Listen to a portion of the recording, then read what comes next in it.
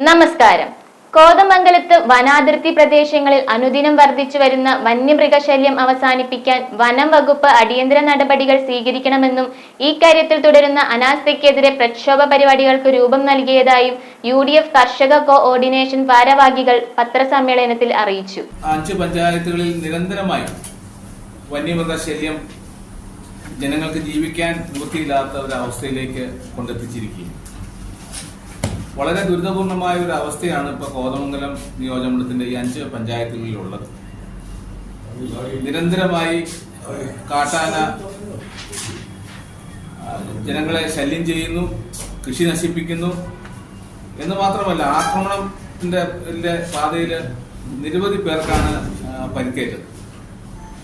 എല്ലാ തരത്തിലും ജനങ്ങൾ കഷ്ടതയിലൂടെ മുന്നോട്ട് പോകുന്ന ഒരു അവസ്ഥയാണ് കോതമംഗലത്ത് കാണാൻ കഴിയുന്നത്.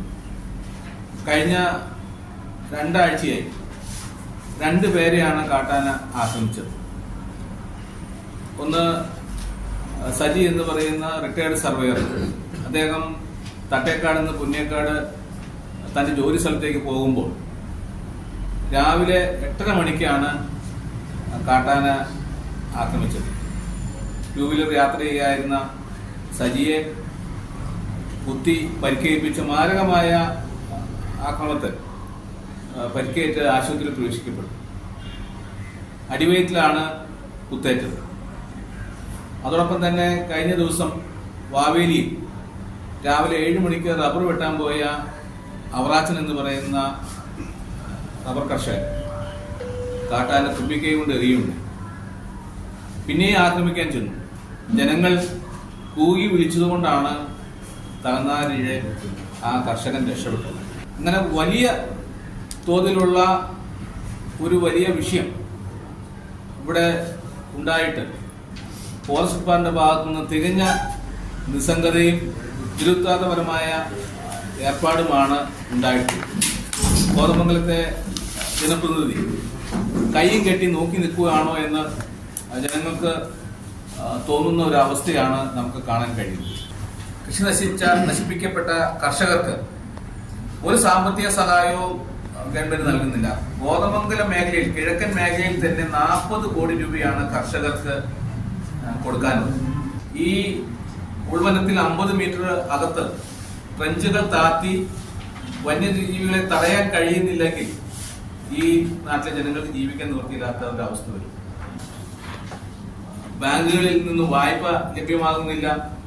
കുട്ടികളെ വിദ്യാഭ്യാസം ചെയ്ത് അയക്കാൻ കഴിയാത്ത ഒരവസ്ഥ, ജോലിക്ക് പോകാൻ പറ്റാത്ത ഒരവസ്ഥ, രാത്രിയാകുമ്പോൾ തിരിച്ചു വരുമ്പോൾ കാട്ടാൻ ആക്രമിക്കുമെന്നുള്ള ഭീതിയിലാണ് കുട്ടികളും ജോലിക്ക് പോകുന്നവരും ഒക്കെ കഴിയുന്നത്.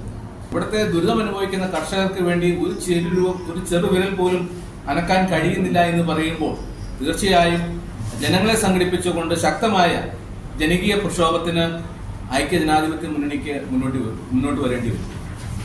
അതിന്റെ ഭാഗമായി ഇവിടെ കർഷക കോർഡിനേഷൻ കമ്മിറ്റി തീരുമാനിച്ചിട്ടുള്ളത് ശക്തമായ ജനകീയ പ്രക്ഷോഭം ആരംഭിക്കുക എന്നുള്ളതാണ്. ആ പ്രക്ഷോഭത്തിന്റെ ഭാഗമായി 29-ാം തീയതി എറണാകുളം കളക്ടറേറ്റിന് മുന്നിൽ രാവിലെ മുതൽ നടക്കുന്ന സത്യാഗ്രഹ സമരം, അത് ഗവൺമെന്റിന്റെ കണ്ണു തുറപ്പിക്കാൻ വേണ്ടിയിട്ട് കോതമംഗലത്തും മറ്റു പ്രദേശങ്ങളിലൊക്കെയായി നിരവധി സമരങ്ങൾ നടത്തിയിട്ട് ഒന്നും ഒരു നിലപാടും എടുക്കാത്തത് കൊണ്ട് കളക്ടറേറ്റിലേക്ക് നമ്മുടെ സമരം വ്യാപിപ്പിക്കുകയും 100 കണക്കിന് കർഷകരാണ് ഈ സമരത്തിൽ പങ്കെടുക്കുന്നത്. തീർച്ചയായും രാവിലെ 10 മണി മുതൽ 1 മണി വരെയാണ് സത്യാഗ്രഹ സമരം. DCCയുടെ പ്രസിഡന്റ് പ്രിയങ്കരനായ മുഹമ്മദ് ഷിയാസ് ഈ സത്യാഗ്രഹ സമരം ഉദ്ഘാടനം ചെയ്യും. UDFന്റെ MLA മാർ, വിവിധ കക്ഷി നേതാക്കൾ എല്ലാം ഈ സമരത്തിൽ അണിചേരും.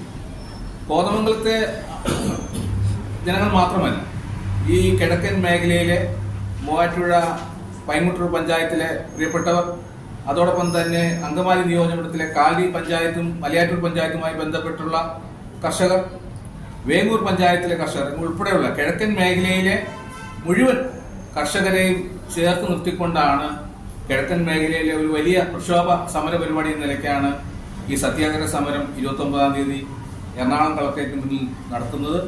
തുടർന്ന് നിരവധി സമര പരിപാടികൾക്ക് രൂപം കൊടുക്കാനാണ് കോർഡിനേഷൻ കമ്മിറ്റി തീരുമാനിച്ചിട്ടുള്ളത്. കോഓർഡിനേഷൻ നേതാക്കളായ Shibu Thekkumpuram, PC George, James Korampel, Biju Vettikuzha, MM Ashraf, MM Abdul Rahman എന്നിവർ പത്രസമ്മേളനത്തിൽ പങ്കെടുത്തു.